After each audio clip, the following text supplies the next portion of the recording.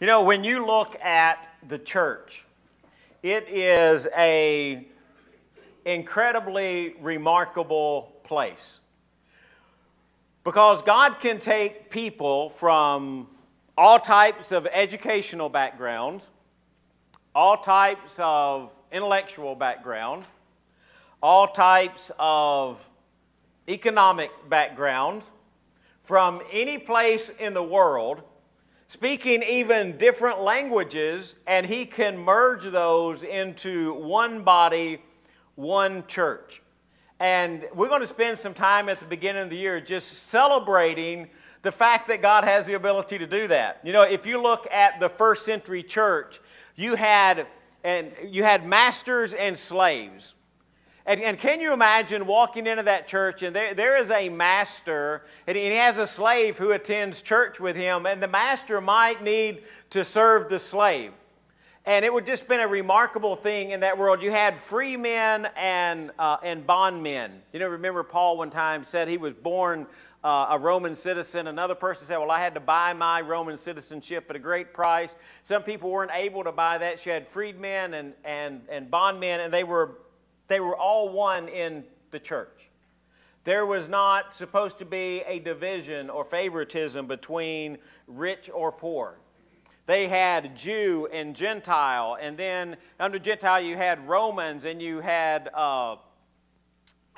Greeks, and God took all of those people from all of those different backgrounds, all of those different situations, and He merges them into one body where we have different talents, we have different abilities, we have we view things differently, but God, because of Jesus, has this ability just to unite us in just an incredible way. And sometimes all we need to do is just kind of sit back and celebrate that and be excited about it.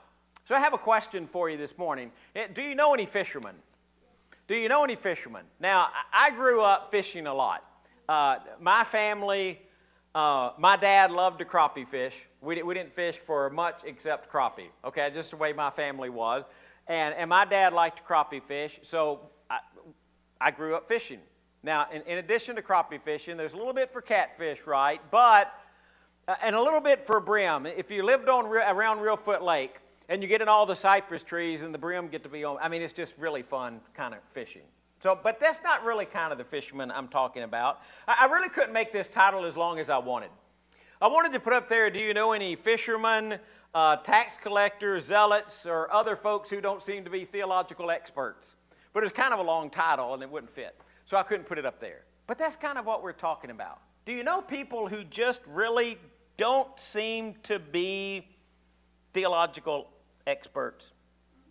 Now, we say fishermen a lot of times when we talk about the disciples because more of them were fishermen than any other kind of profession.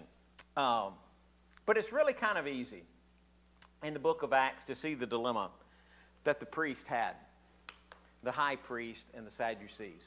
When they saw the boldness of Peter and John, they perceived that they were uneducated, ordinary men, and they were astonished. And they recognized that they had been with Jesus. Uneducated, ordinary. What do they mean by that? In the eyes of the Sadducees, those fishermen, they didn't have any rabbinical training. They hadn't been to the right kind of theology school. They had not studied the Scripture, the Torah, day after day and month after month and year after year. They didn't hold any kind of public office. They're just ordinary people. Just normal kind of people. And what does ordinary people know about God? And what did ordinary people understand about leading people to faith in God? What did ordinary people know about keeping the law? They weren't trained. They were fishermen. Fishermen. And what does ordinary people know about spiritual things anyway? So just imagine. It's about 26 AD. You're down by the Sea of Galilee. In the Sea of Galilee, and kind of more like a big lake than a sea. And you're walking down the seashore, shore of that lake. It's close to daybreak. Maybe the sun's just beginning to peek up over the horizon. Maybe you're out for your morning walk because you exercise every day. And you see a boat that's pulled up on the shore, and there's these guys that are standing outside this boat, and they're working. Maybe they're scrubbing down the boat, trying to clean it up. Maybe they're mending their nets because they took a lot of time to mend nets. Nets were made out of this type of linen, and unless you cleaned it and washed it every day and kept it good, it would rot. And it had rocks that were tied onto the edge of the net, and the linen would break, and you had to tie a new rock on there to weight the net down. So you're always trying to mending and cleaning up and getting your nets ready. So maybe they're working on their nets. Maybe that group of fishermen that you see, maybe they are getting the fish out of the boat. Maybe it's been a good night, right? And so they've caught a lot, and they're trying to get the fish out, trying to clean the fish, trying to get the fish to market. The point is, would you look at that group of guys who were sitting in that fishing boat or working on that fishing boat or working on their nets, and would you say, I think those are the kind of people who can change the world in a religious sense more than anybody else can change the world? Because probably you wouldn't. And probably they didn't think they could either.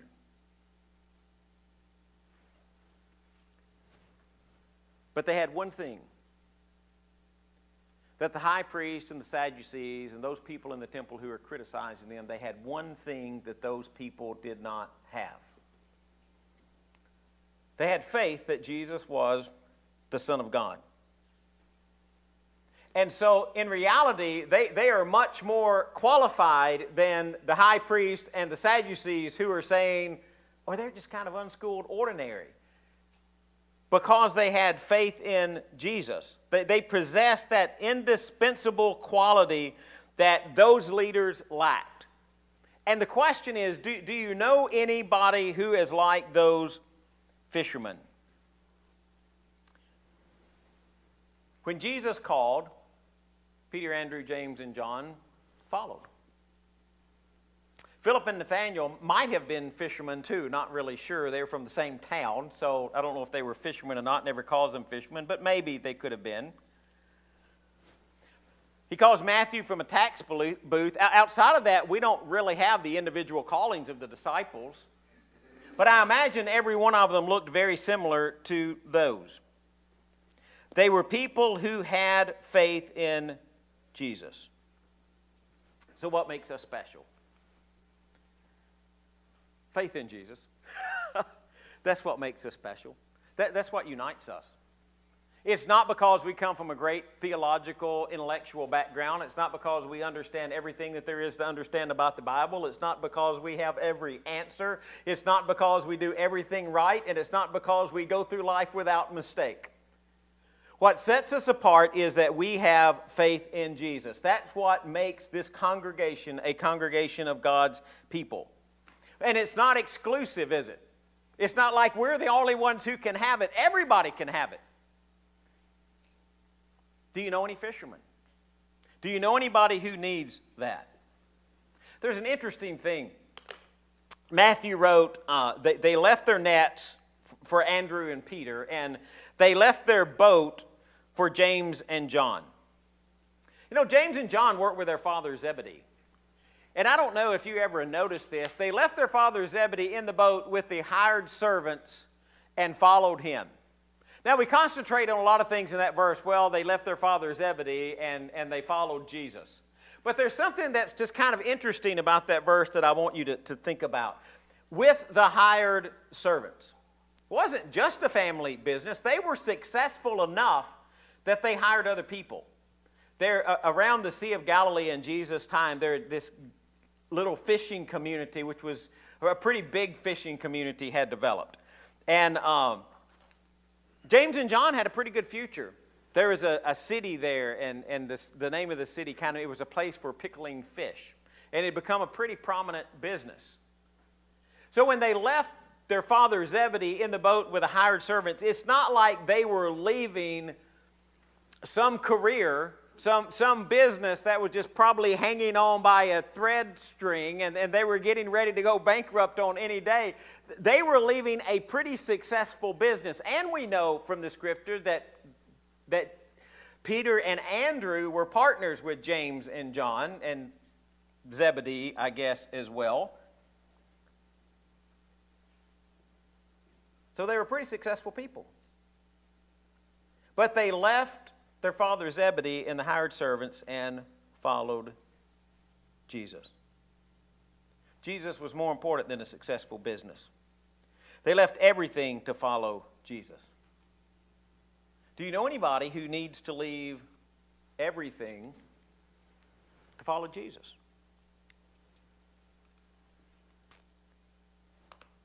Where you have been isn't important as where you're going. You ever thought about that? Where you have been isn't as important as where you are going.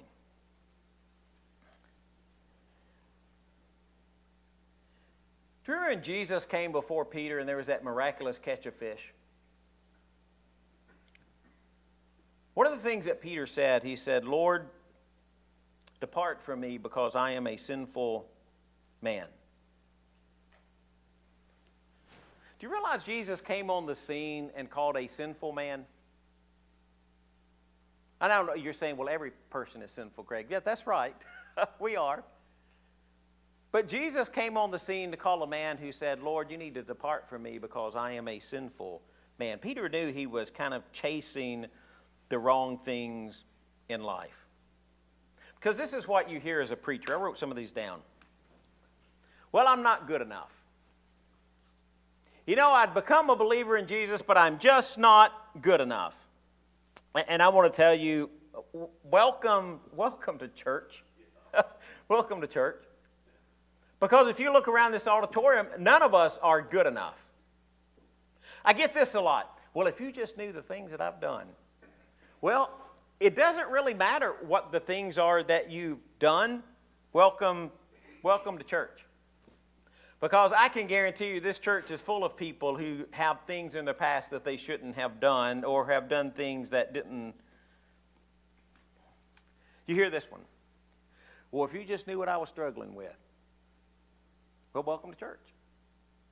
Look around. Everyone in this church is struggling with something. We always struggle as long as we are in this flesh. But you can't overcome the struggle by yourself. There's a fallacy in saying, "I'll get my life all straightened up, and then when I get my life all straightened up, then I'll become a believer in Jesus." The fallacy in that is you need Jesus and the Spirit to clean your life up. You can't put step A before step B. And very honestly, Jesus just sees what other people can't see. He saw those fishermen and knew that those fishermen could change a world. Nobody else probably saw those fishermen and thought that. And what you have been isn't as important as what you will be. Because what you will be is God's child. The kicker kind of in the whole thing is they had no idea what they were getting into. You think Peter, when he answered Jesus' call by that lake, do you think that he thought that in a few years I'll be standing in the temple in Jerusalem and the high priest will be saying something to me and I'll disagree with the high priest? Or I'll take a stand against the high priest? Peter probably never thought that he would be in that situation. For 3 years they followed Jesus. And they see some great things. I mean, they sit and they hear Jesus teach the Sermon on the Mount. They hear all the I am statements. I am the bread of life. I'm the good shepherd. They listen to parable after parable after parable. Sitting at the feet of the greatest teacher the world has ever seen. And they didn't understand what Jesus was trying to tell them. You ever sometimes just look at the text and think, man, I'm just having a hard time understanding everything. I'm just not as spiritually discerning as some other people. I just don't get it as quickly as other people get it. Or do you know anybody like that? And the disciples were like that. They didn't get it the first time. They saw Jesus heal the sick. They saw lame people walk. they saw blind people see. 3 times they saw the dead raised. And yet Jesus calls them little faith people. Even in his teaching about the death, the burial, and the resurrection, they didn't understand it until after it had happened. I mean, he discussed the kingdom. He said the kingdom, he said plainly that the kingdom is within you. After his resurrection, they spent 40 days with him as he taught them more things. And right before Jesus ascended, do you remember the question that they asked? Lord, are you going to restore the kingdom of Israel at this time? Through the whole process, they failed to grasp the spiritual truths that they were supposed to grasp. And we look at ourselves and we think, well, we don't really get it. We're not as spiritually perceptive as we should be. And I just want to say to you, well, welcome to the club. Because that is who Jesus calls. What makes us one is not because we know everything. What makes us one is the faith that we have in Jesus. Do you know people in life that they just don't think they're as spiritually perceptive as they need to be? They're exactly the kind of people that God calls.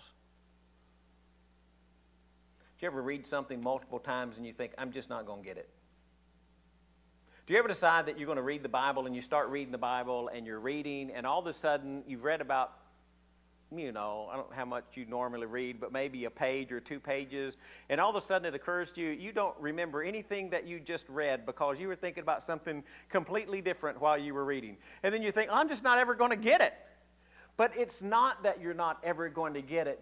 God doesn't call us because we're so spiritually perceptive. He calls us because by faith in Jesus, He can mold us. They made huge mistakes. Huge mistakes. If you're coming to church thinking, well, people in church don't make mistakes, that's not true. Jesus fed 4,000 people with just a little bit of food. I don't know if you remember that in the Gospels. They get in the boat and they start across the sea. And Jesus says, beware of the leaven of the Pharisees. And they thought, oh man, it's because we didn't bring any bread. We didn't bring any bread. We don't have anything to eat. How many people had Jesus just fed? 4,000. Okay, they got a little boat full. Don't you think Jesus could have fed them if Jesus wanted to feed them? And Jesus said, why do you not understand what I'm not talking to you about bread? They just didn't get it. Remember James and John? Saw the guys that were, they weren't with us, Lord. They're, and he, do you want us to call down fire from heaven on those? Do you want us we'll just take those guys out?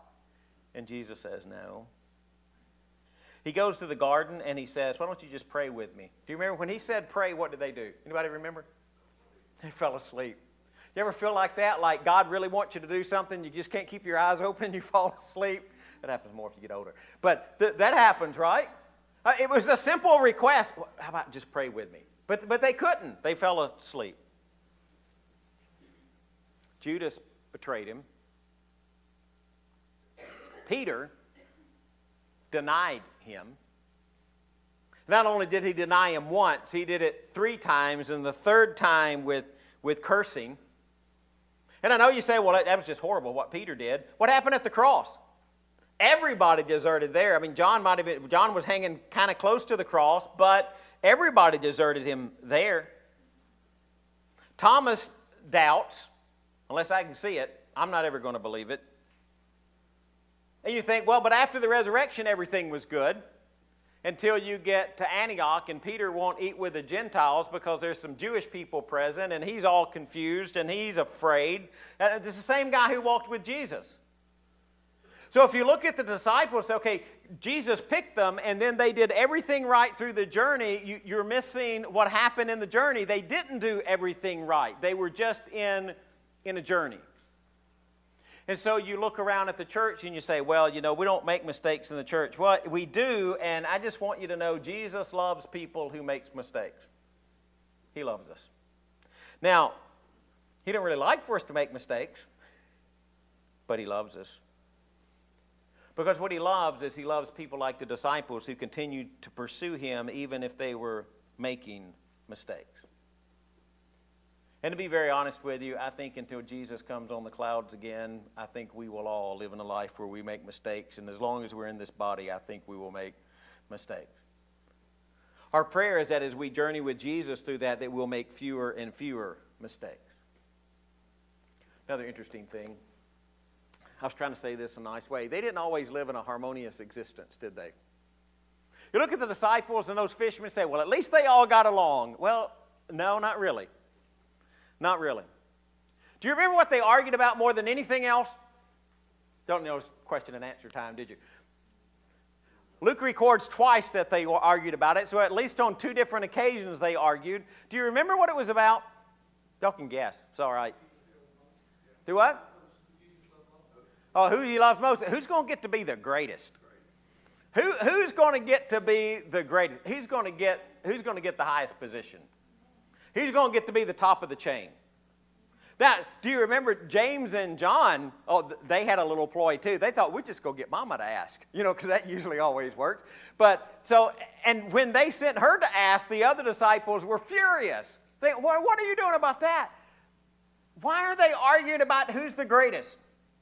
What is Jesus teaching over and over and over? The greatest is the servant of all. The one who serves is the greatest. I came to serve. But they didn't always live in that kind of harmonious existence, did they? They fussed and they were fighting, and sometimes I wonder what it sounded like. But in all of that, they did some very right things, didn't they?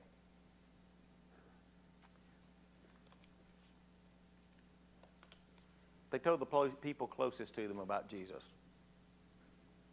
When Andrew found the Messiah, what did he do? Went and found his brother Peter. When Philip found the one that he thought was the Messiah, he went and found his friend Nathanael. Andrew, Peter, Philip, James, John all lived in the same city. Maybe Nathanael lived there as well. Not sure. But do you know any fishermen? Do you know any just normal, ordinary people who need faith in Jesus? I do. There's an auditorium of them right here. Not that you don't already have a relationship with Jesus, but you are just people who are searching for Jesus. Sometimes through that journey we do the right things, and sometimes in that journey we struggle. Have you ever heard somebody who said, well, I'd go in the building, but I believe it would fall down? But you know what? It won't. Because people who recognize that they're not good enough are exactly the kind of people that Jesus came to call. And God it is who makes us one. There's an element of warning in that. If we think we're exclusive or more special than somebody else, or there's something unique about us that will allow us to come to Jesus but won't allow somebody else, we're probably missing the point. Do you know somebody you need to call to Jesus? You know that idea of one? I want to emphasize 2 things this year. Number 1 is we are one in Jesus. Whatever backgrounds we come from, whatever all of the different divisions that the world shows and throws upon us, those don't apply in church. We don't separate by income or age or color or gender or whatever you want to throw on the table. Because in God's church, we are one. So part of that is for us to understand the oneness that we have in Jesus and the unity that we have in Jesus and just the incredible joy that comes from being part of the family. And the other is to challenge you, not do you know 2, just do you know one person who needs to have a relationship with Jesus. One person who needs to find faith in Jesus. And could you think about that one person this year and just ask God, sometime in the year, just sometime, give me an opportunity to say a word, and then to look for that opportunity. The reason they were great is because their power and ability originated in God. Because I know what you say. Oh, I don't know the right thing to say. Nobody ever does. God will give it to you. I don't know exactly the right moment. Well, you never will. But if you trust in God, He'll give it to you. You know, I just don't really think I ought to say something to somebody else because I'm just kind of like a mess my own self. Well, yes, you are. But it's okay. Because even in all of our messed up state, there is the redemption and the holiness that we have in Jesus. Do you know God looks at me without any stain or blemish? Now, I know we weren't really excited about getting a big snow. Well, you might have been excited about getting a big snow. I don't know if you were or not. Here's the one thing I like about a big snow. When you look out after a big snow, how clean does the ground look? What happens to all the leaves and the branches and the stuff? You just look out there, and it's just something to me about looking over just freshly snowed land before we walk in it and messed up. Just there is a God who, in all of my leaves and all of my limbs and all of my imperfection, through the blood of His Son, covers all of those and makes those just as white as snow. So that when God looks at me, He doesn't see leaves and limbs. He doesn't see messed up ground. He sees me without any blemish, stain, or defect. And there is no words to express what that means. That's the way God sees you. If you have faith in His Son. No blemish and no stain. If you're not in Jesus, you need to be. Or maybe you know someone that needs to be. And you're just looking for that opportunity to say so. One. But do you know any fishermen? Do you know anybody like those 4 men who were standing beside the Sea of Galilee who had no idea what God had planned for them and had no idea how great they could be through faith in Jesus and had no idea that they could change the world, and maybe you would be the one to help show them. Or maybe you're the one who has no idea what God can do for you. If you have a need this morning, I'm going to ask you to come while we stand and sing.